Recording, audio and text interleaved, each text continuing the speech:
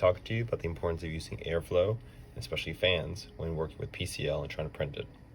So the 3 scaffolds I have here are the exact same scaffolds, except for the amount of airflow I gave each one. This one had 2 quiet storms going on either end at full blast, 100%.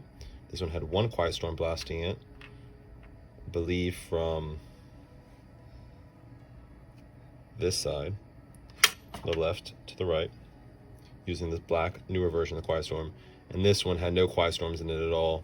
And as you can see, it kind of shrank up, give it a little concave, convex shape, and pulled in.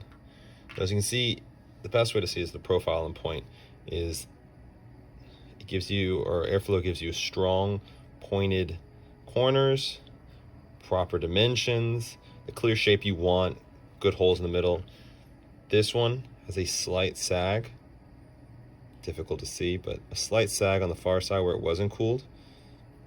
In this case, it was oriented like this. Falls down as the PCL pulled itself in. One fan still did a great job, still looks like a scaffold. It could still be functional if you really want to see it. From this face, it seems like a normal shape, though here's the clear climax of no airflow and the importance that you need to have when printing with PCL at all times. Thank you for listening, and keep working with Hyrel.